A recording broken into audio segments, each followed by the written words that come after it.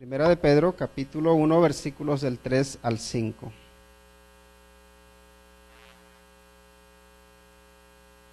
Vamos a dar lectura a la palabra de Dios.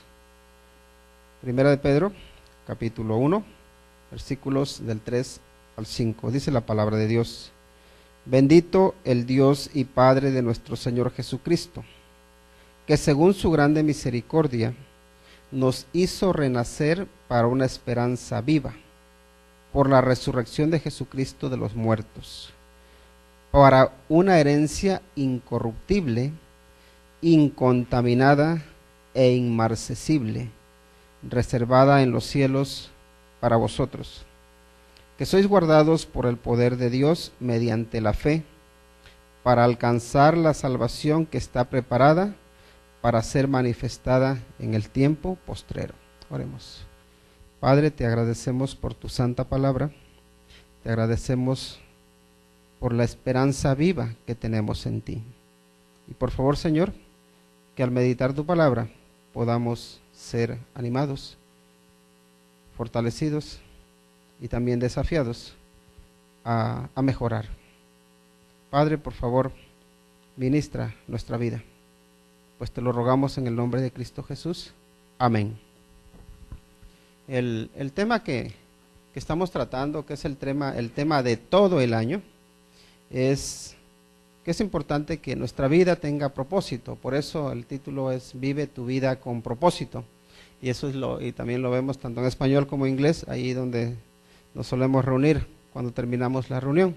Pero el desafío es ese, que vivamos nuestra vida con propósito, porque tenemos un Dios que es un Dios de propósitos. No estamos aquí por casualidad, no estamos en este mundo porque el azar lo quiso, sino que estamos aquí porque hay un Dios todopoderoso que lo sabe todo y que nos ama, que es amoroso, que es misericordioso y que tiene un propósito para cada uno de nosotros. El problema está en que muchas veces nosotros vivimos como si no tuviese sentido nuestra vida. Y la verdad es que no hay nada más lejos de la realidad. Nuestra vida sí tiene propósito, tiene sentido. Y el tema de esta noche, de esta tarde es dice, es renacidos para una esperanza viva. Renacidos para una esperanza viva. Y el tema lo sacamos del pasaje que acabamos de leer, porque nos habla de que bendito el Dios y Padre de nuestro Señor Jesucristo, que según su grande misericordia nos hizo renacer, ¿para qué? Para una esperanza viva. Ahí está esa frase. Y creo que es importante que tengamos esperanza, porque una persona sin esperanzas, ¿cómo vive esa persona? Se dice que una persona sin esperanzas es una persona que está muerta en vida, porque no tiene anhelos de vivir, porque todo le sobra, porque ya dice, ¿ya qué hago aquí? ¿Para qué vivo? No tiene metas, no tiene objetivos, no quiere conseguir nada, no quiere lograr nada. Entonces hay personas que, por desgracia, viven sin vivir, porque su vida creen que ya se acabó. Y miren, hay épocas en la vida, especialmente cuando nuestro cuerpo ya no responde, porque las fuerzas se nos acabaron, porque la enfermedad nos ha venido y nos ha dejado de alguna manera inválidos, que a veces eso hace que uno se sienta que ya, ¿para qué está aquí? Pero algo que sí hay que tener presente es esto, que mientras estemos en este mundo, mientras tengamos un aliento de vida aquí, todavía hay propósito para nuestra vida. Todavía hay una razón por la cual estar aquí.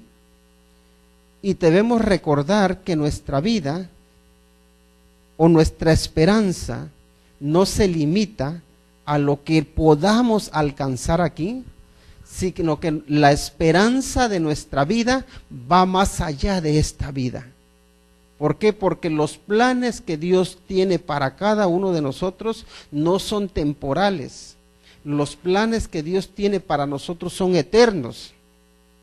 A veces nosotros tenemos una visión muy corta, tenemos una visión de 80 años, o una visión de 100 años, o de 120 años. Pero esa es una visión corta, aunque parezca que sea larga. ¿Por qué? Porque estamos pensando en lo que podemos lograr mientras vivimos en este mundo. Pero si nos damos cuenta, los propósitos de Dios, al darnos eternidad,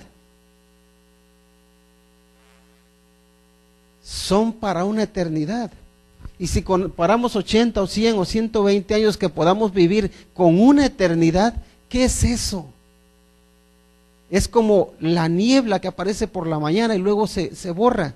Cuando aparece el sol ya ni nos acordamos de la niebla, ¿verdad? Pues eso es lo que será a nosotros. Así que nuestra esperanza debe ser una esperanza viva. Pero para que haya esa esperanza viva, es necesario nacer de nuevo. Así que el primer punto que vamos a tratar es alabanza. Primero vemos que aquí que hay una alabanza al Padre por hacernos renacer a una esperanza viva. Y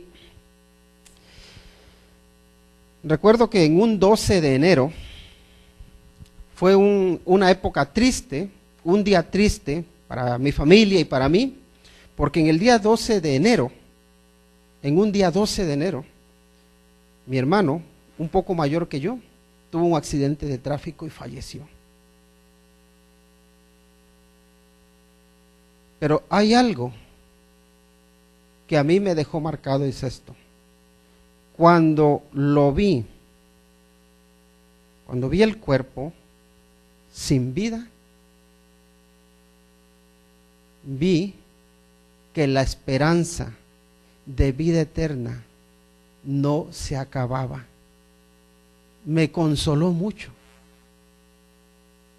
Porque ¿saben qué es lo que vi? Vi un cuerpo al cual se le aplica una promesa de que cuando el Señor Jesucristo venga, resucitará. Hay esperanza que está viva. Aunque uno muera, la esperanza sigue estando viva. ¿Y saben qué? Para cada uno de nosotros, aunque pasemos por los momentos más oscuros, más tristes de nuestra vida, si estamos en Cristo, la esperanza seguirá estando intacta, la esperanza seguirá estando viva. Ahora, para que esa esperanza esté viva, es necesario que haya un nuevo nacimiento. Y esa es la palabra, podemos decir, clave en esta frase. Hay que alabar a Dios, y hay que alabar a Dios desde una nueva relación con Él. Y esa nueva relación con Él se da cuando uno nace de nuevo, cuando hay un renacer. Ahora, ¿por qué les hablo de un nacer de nuevo?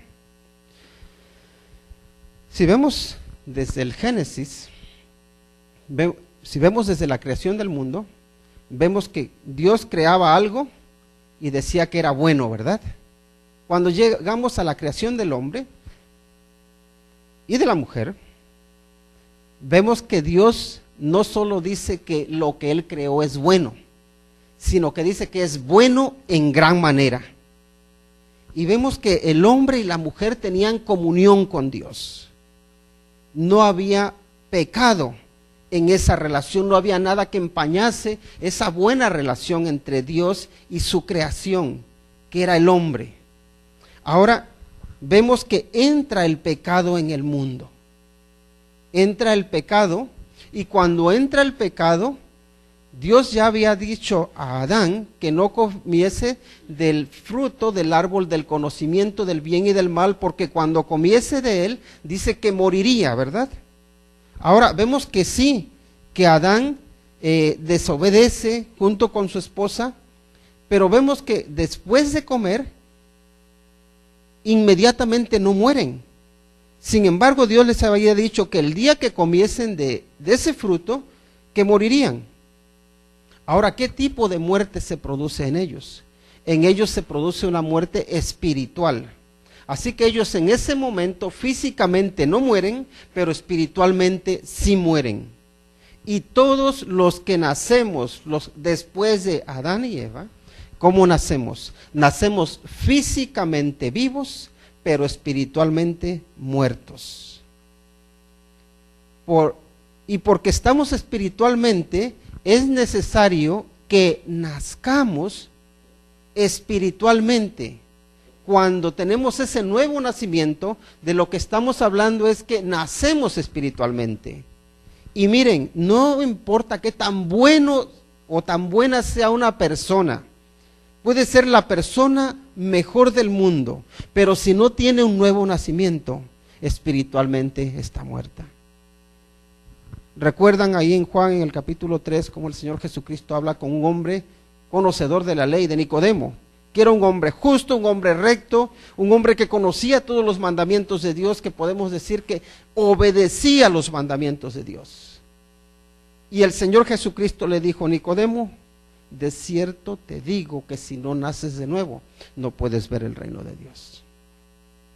Entonces no se trata de que uno sea la mejor persona posible para decir: yo sí voy a entrar al cielo, yo sí tengo la esperanza de que voy a vivir de nuevo por lo bueno que soy. Se trata de que uno nazca de nuevo. ¿Y cómo nace uno de nuevo? Uno nace espiritualmente cuando por la fe recibe al Señor Jesucristo como Señor y Salvador de su vida, cuando uno se arrepiente de su pecado y recibe al Señor como su Señor. Cuando nacemos de nuevo, cuando nos arrepentimos del pecado, cuando dejamos atrás la vida vieja y recibimos una nueva naturaleza, que es una naturaleza espiritual. Así que ahí es donde, cuando tenemos ese nuevo nacimiento, nuestra esperanza se convierte en una esperanza viva, porque no hay nada que la pueda matar.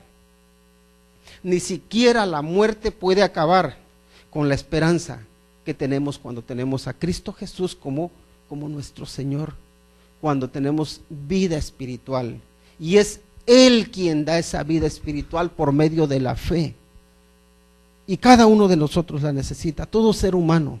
¿Por qué? Porque la Biblia sí nos dice que nosotros nacemos muertos en nuestros delitos y nuestros pecados, pero Él por su misericordia nos rescata, nos salva. Entonces el nuevo nacimiento o el renacer es que ahora en Cristo pasamos a tener una naturaleza espiritual.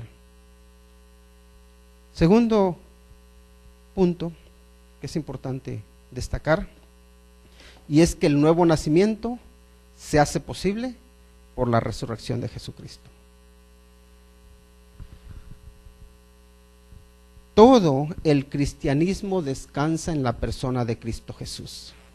Todo el cristianismo, toda la enseñanza. Miren, si Cristo no hizo lo que dijo que iba a hacer, o lo que dice la palabra de Dios que hizo, no hay razón para ser cristiano. Si el Señor Jesucristo no nació de una virgen, si el Señor Jesucristo no fue a la cruz, si el Señor Jesucristo no fue a la tumba por nuestros pecados, pero más aún, si el Señor Jesucristo no resucitó, entonces no hay resurrección. Si el Señor Jesucristo se quedó en la tumba, aunque haya sido un gran hombre, también si no era el Hijo de Dios, y si esa resurrección realmente no se produjo, no, nuestra esperanza es vana. Nuestra fe podemos decir que no sirve para mucho. Sí servirá por lo menos para consolarnos, decir, bueno, tenemos una esperanza, pero es una esperanza inútil. Ahora, si Jesucristo realmente resucitó de los muertos, si Jesucristo vive, entonces todos los que hemos depositado nuestra confianza en Él, tenemos vida. Tiene valor lo que enseñamos, tiene valor lo que vivimos, tiene valor lo que predicamos. Vale la pena sufrir por Él, porque también, como dice, reinaremos con Él. Toda nuestra vida, todo el cristianismo descansa sobre la persona de Cristo Jesús y de lo que Él hizo. Ahora, es muy importante darnos cuenta de que cuando el Señor Jesucristo resucitó, que no solamente se apareció a sus seguidores, que no solamente lo vieron unas cuantas personas. La Biblia misma nos dice que había como 500 a los cuales se les apareció. Y el apóstol Pablo nos dice, y todavía hay muchos vivos a los cuales puedes ir y preguntarles, ¿tú has visto al Señor Jesucristo resucitado? Y todos podían testificar y decir, sí, lo hemos visto. Recuerden que cuando el Señor Jesucristo fue a la cruz, era en la época en que había peregrinaje de todo el mundo, prácticamente todo el mundo conocido de esa época, todos peregrinaban hacia Jerusalén. Y cuando al Señor Jesucristo lo crucificaron ahí en la cruz, toda la gente que pasaba, que era mucho, lo veían, porque estaba ahí al lado del camino. Entonces hubo muchos testigos que vieron que el Señor Jesucristo realmente murió. Y luego también hubo muchos testigos que vieron que el Señor Jesucristo resucitó. Es decir, que la resurrección de los muertos no es un cuento, no es una historia que se haya inventado alguien. Es la realidad que vivió nuestro Señor Jesucristo. Y por medio de esa realidad, nosotros pasamos a ser partícipes de una herencia que no se acaba. Pasamos a tener vida eterna cuando confiamos en Él, cuando creemos en Él. Entonces, ese nuevo nacimiento se hace posible por la resurrección de Jesucristo. Cristo resucitó de los muertos, está vivo y da vida. El siguiente aspecto es que somos partícipes de una herencia guardada en los cielos. Y eso es lo que nos dice el versículo 4. Dice, para una herencia incorruptible, incontaminada e inmarcesible, reservada en los cielos para vosotros. Y es importante que nos demos cuenta de cómo describe la herencia. Nos dice que es una herencia que está guardada, ¿verdad? Y ese estar guardada significa que está asegurada, que no se va a perder. Es una herencia que puede haber terremotos, puede haber catástrofes, podemos pasar de todo, pero esa herencia no se pierde, porque esa herencia está guardada en los cielos. Y si recuerdan, el Señor Jesucristo, hablando, dijo que nos hagamos tesoros en la tierra, en el cielo, donde ni la polilla ni el orín corrompen, y donde ladrones no minan y hurtan. Lo que nos está diciendo es, lo que hay en el cielo, nadie lo puede quitar, porque ahí no hay ladrones, porque ahí no hay maldad, porque ahí hay seguridad. Ahora, a veces yo, cuando meditaba en este pasaje decía, bueno, el Señor nos dijo que Él iba al cielo, ¿verdad? Que iba a preparar una morada, dice, iba a preparar lugar para vosotros, dice, me fuere, y os prepararé el lugar, vendré otra vez, dice, y os tomaré conmigo, para que donde yo esté, allí también estéis vosotros. Eso es lo que dijo el Señor Jesucristo cuando hablaba a los discípulos. Les hablaba de una herencia, de un lugar que Él, por su misericordia, prepara para nosotros.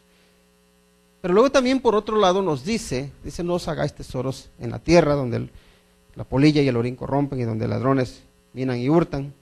Y pone el contraste diciendo que los hagamos en el cielo. Y de alguna manera lo que está diciendo el Señor Jesucristo, tú ya tienes una casa, un lugar que Él te ha preparado.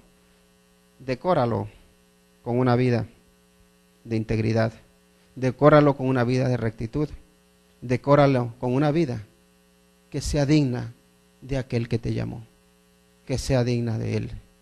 Entonces ahí tenemos al Señor Jesucristo que nos hace partícipes de una herencia guardada en los cielos. Y esa herencia, fíjense las características que tiene. Es una herencia incorruptible. Y aquí la palabra incorruptible se puede traducir como una palabra, como imperecedera. Es decir, que no muere. Porque lo que Dios promete lo que Dios da, dura para la eternidad.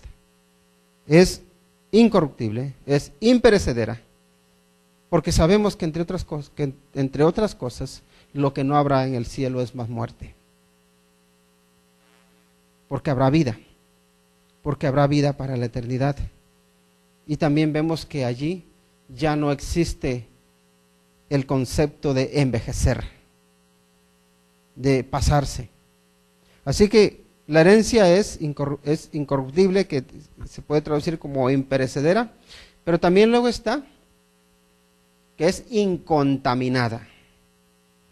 Y cuando habla, y aquí sí ya tiene que ver con que no habrá contaminación, no habrá nada que empañe o que dañe o que afee la herencia que Dios tiene para cada uno de sus hijos. Porque no habrá pecado. Porque ¿qué es lo que contamina el mundo? ¿Qué es lo que nos contamina a nosotros? Es el pecado. Y mientras que estemos en este mundo, tendremos esa contaminación, porque en nuestro cuerpo está la contaminación. Y vemos que el pecado a veces contamina hasta nuestros buenos actos, hasta nuestros buenos hechos. Si se dan cuenta, la Biblia nos dice que nuestras buenas obras son como trapos de inmundicia. ¿Por qué serán nuestras buenas obras como trapos de inmundicia? O sea, como trapos sucios. Como ese trapo que utilizamos para limpiar ahí en la cocina, especialmente ese humo, ¿verdad? Como mancha, y limpias con un trapo y como se queda negro, ¿verdad? Pues de alguna manera eso ahí dice que son nuestras buenas obras, como trapos sucios. Y uno dice, pero ¿cómo puede ser eso? Si yo lo hice con mis mejores intenciones. Pues es posible eso, porque en nosotros existe también la maldad, porque en nosotros existe también el pecado. Y también es posible porque por nosotros no podemos ganar la entrada al cielo. Y el único cuyas obras son incontaminadas son las obras de Cristo Jesús. Por eso cuando confiamos o cuando ponemos nuestra esperanza, que está viva, nuestra esperanza no está puesta en lo bueno que yo soy, o lo grandioso, o todas las habilidades que tenemos. Nuestra esperanza está puesta en aquel que es santo, en aquel que es puro, en aquel que no cometió pecado, ni se halló engaño en su boca, en Cristo Jesús. La otra descripción, el otro adjetivo que le da es que es inmarcesible. Y la palabra inmarcesible significa que no se marchita, que no se pasa. Y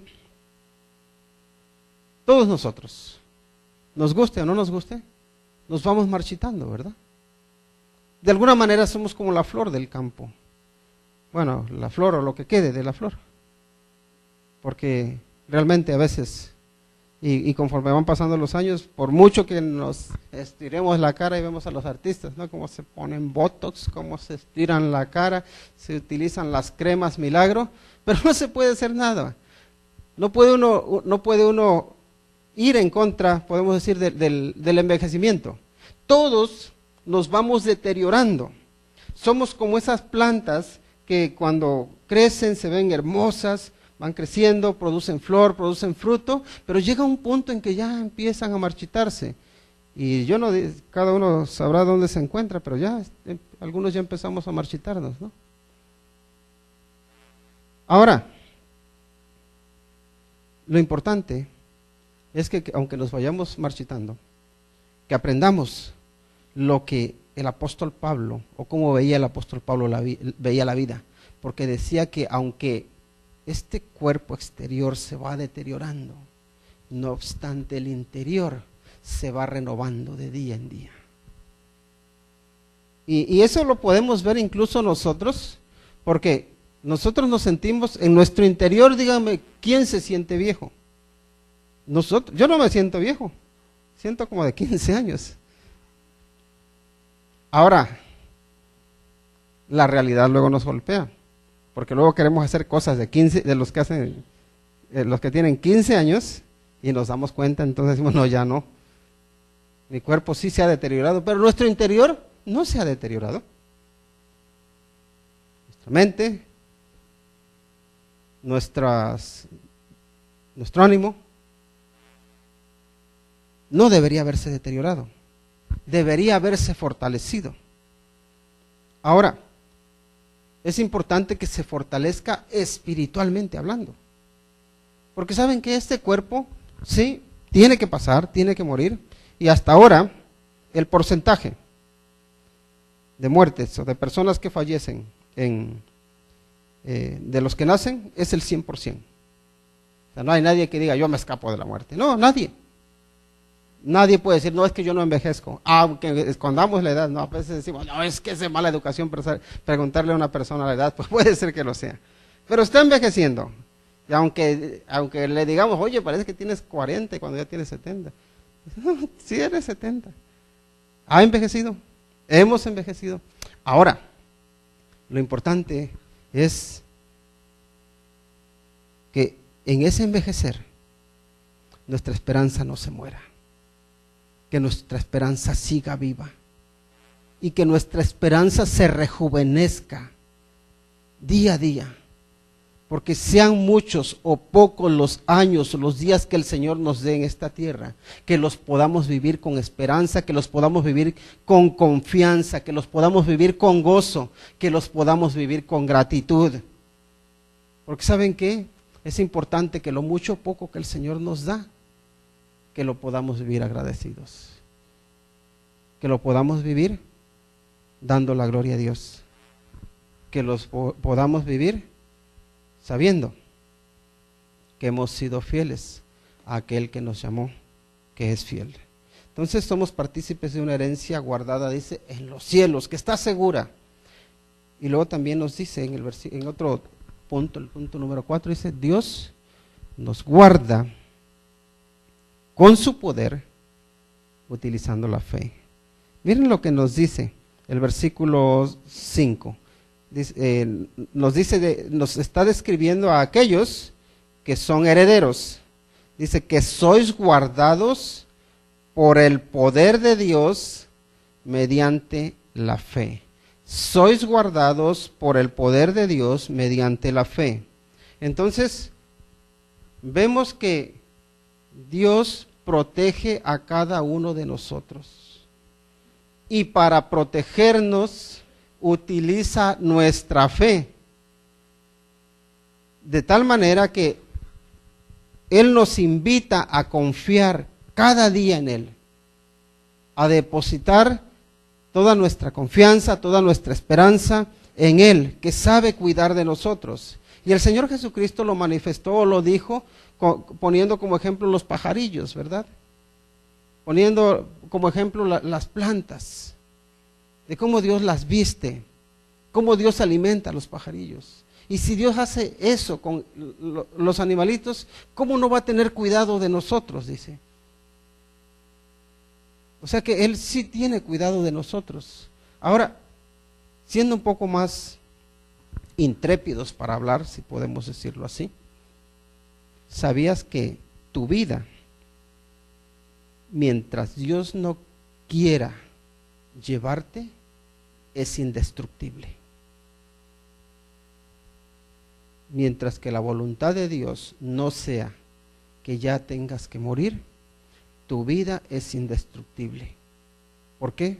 Porque estás bajo su poder. Y no hay nadie que pueda ir en contra del poder de Dios. Y eso creo que nos debe dar tranquilidad para descansar, especialmente si hay enemigos que quieren dañarte, que quieren acabarte. David, vez tras vez, experimentó la protección de Dios. Experimentó cuando Saúl lo perseguía. Y hay un momento en que los hombres de Saúl vienen por un lado, Saúl viene por otro, y David está rodeado.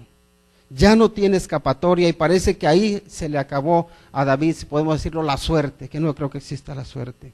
Parece que ya David no puede escapar. Y justamente cuando está a punto de caer en manos de Saúl, le llega a Saúl una noticia de que tiene que retirarse, porque están atacando los enemigos por otro lado. Así que todo el ejército se tiene que ir y se queda David libre. Y ahí vemos a Dios librando a David, podemos decir, de una muerte segura. Pero también vemos cómo Dios pone a Saúl en las manos de David, a su enemigo. De tal manera que luego vemos a David hablando en los salmos vez tras vez de ese Dios todopoderoso que es su castillo, que es su roca fuerte, que es su fortaleza, en quien descansa, en quien está seguro. Y lo que nos tenemos que preguntar es esto: ¿nosotros somos capaces de ver a Dios como nuestro castillo fuerte, como nuestra fortaleza, como nuestro escudo, como nuestro pronto auxilio, como aquel en quien estamos seguros? El Señor Jesucristo, miren lo que dijo, dice: mis ovejas oyen mi voz y yo las conozco, dice, y me siguen y yo les doy vida eterna y no perecerán jamás, dice, ni nadie las arrebatará de mi mano. Mi Padre que me las dio es mayor que todos y nadie las puede arrebatar de la mano de mi Padre, dice. La seguridad que tienes en Cristo Jesús, nadie te la puede dar, pero también nadie te la puede quitar. Esperanza viva, esperanza que no perece. Ahora,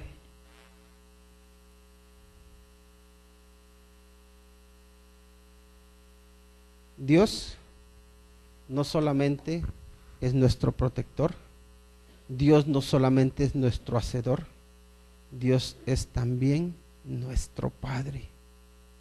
Porque la relación que Dios quiere con sus hijos, con cada uno de nosotros, no es una relación de que ustedes son mis sirvientes y ustedes hacen lo que yo quiero, sino que la relación que Dios quiere para con cada uno de nosotros es la relación íntima que hay entre un padre y un hijo, la relación familiar en la que hay confianza, en la que nos sentamos en la misma mesa, en la que hay una unidad. Y eso es bonito, porque fíjense, ¿quiénes somos nosotros? Y de alguna manera veo que a veces somos como, ¿recuerdan la historia de Lázaro? De Lázaro, el que murió, el hermano de Marta y María. Lázaro estaba muerto, ¿verdad? Llevaba ya 3 días. Al 4.º día llega el Señor Jesucristo y le dice: Lázaro, ven fuera. Lázaro, vemos que resucita, revive. Y más adelantito, vemos al Señor Jesucristo sentado a la mesa con Lázaro.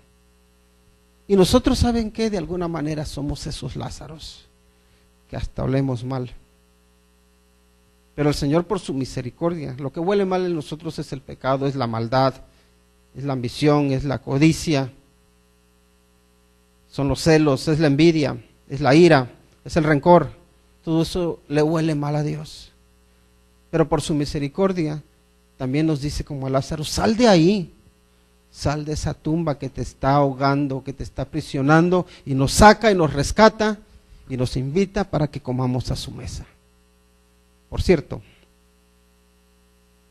vemos que el Señor Jesucristo también habló de las bodas del Cordero, donde cada uno de nosotros es invitado, donde somos invitados. ¿Por qué? Porque tenemos una esperanza en Él, que está viva, a pesar de que tengamos que enfrentar la muerte.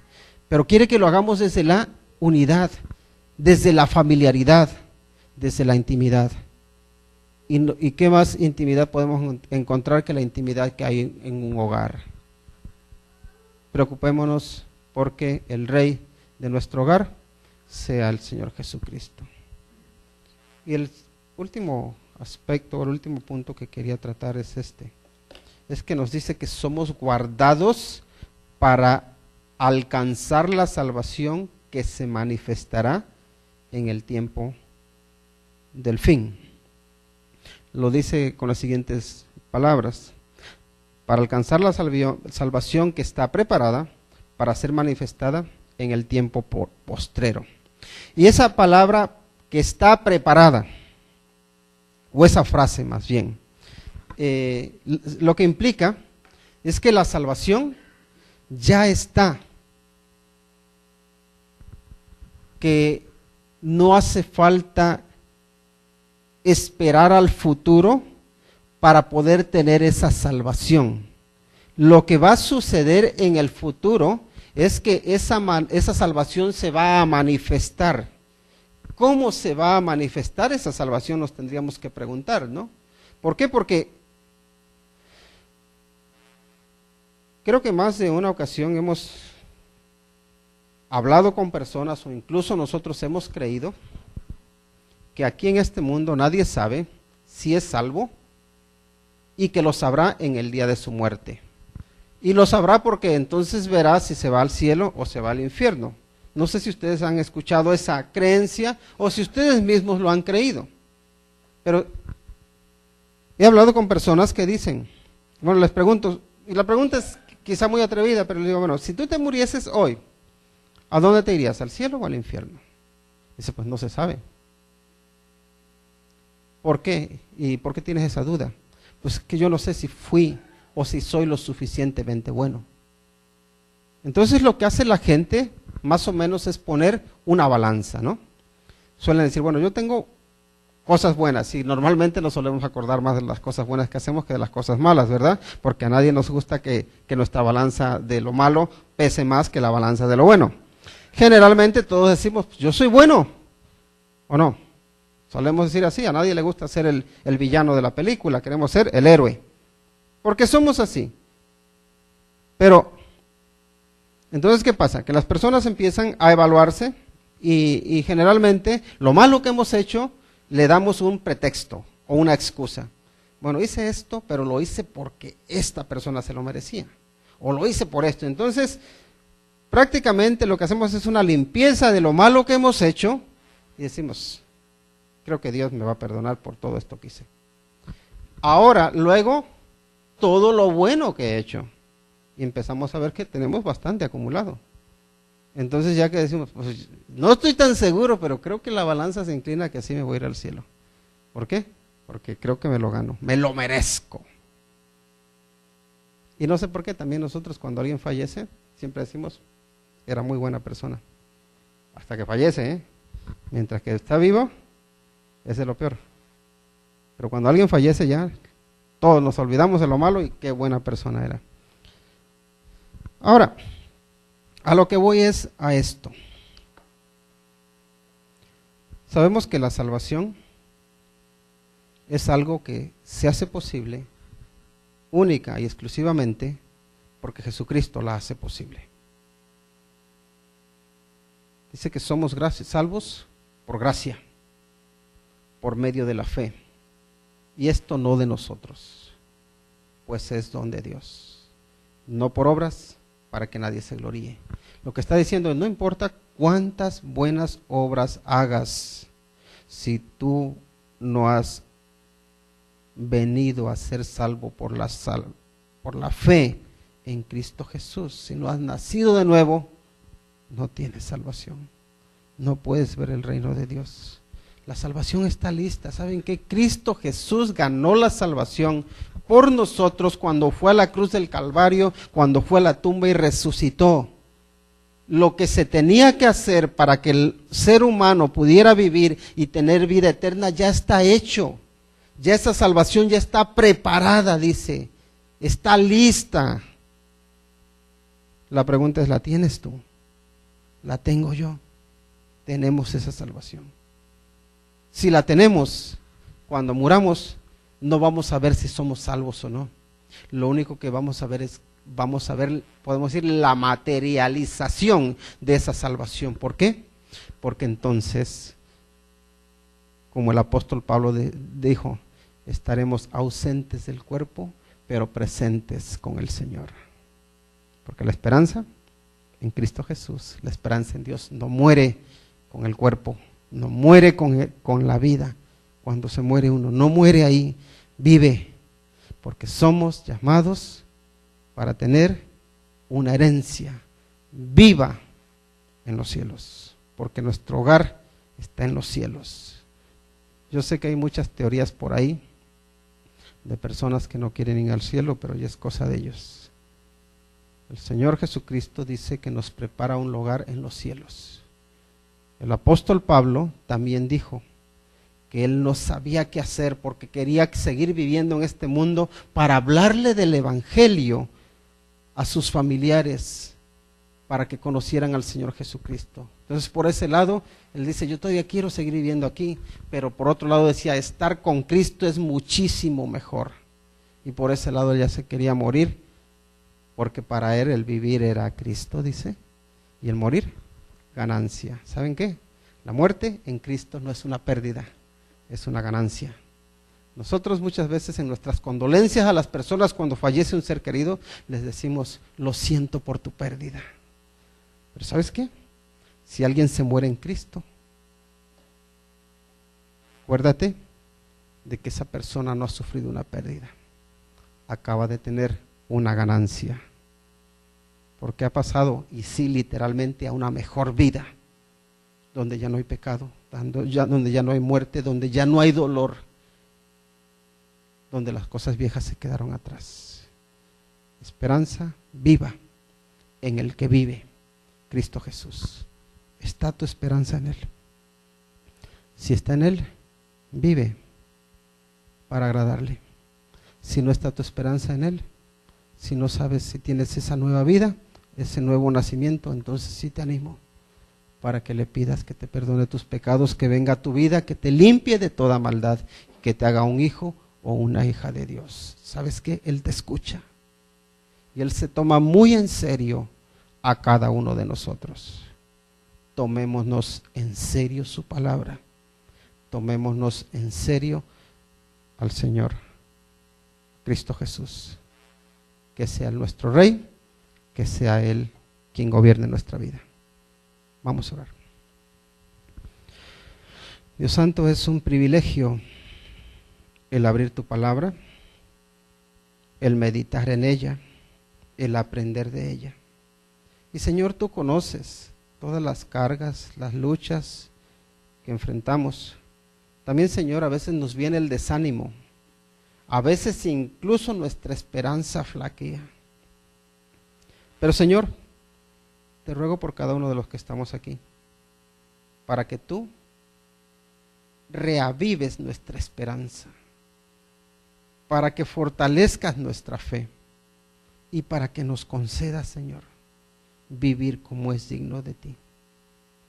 Padre, no permitas que las circunstancias de la vida, sean buenas o malas, nos alejen de ti o nos lleven a apartar nuestra vista de ti.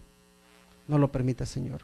No permitas que nos desviemos. Antes bien, Señor, ayúdanos a fortalecernos en ti, a fortalecernos como cristianos, a fortalecer nuestro caminar en integridad, en rectitud, en santidad. Padre, por favor, bendice a cada uno de los que estamos aquí. Tú, Señor, visítales en sus necesidades, en sus luchas, y por favor, Señor, que nuestra fe crezca, que nuestra esperanza siga viva, porque nosotros descansamos en el que está vivo, en Cristo Jesús. Por medio de Él oramos. Amén. Que el Señor les bendiga.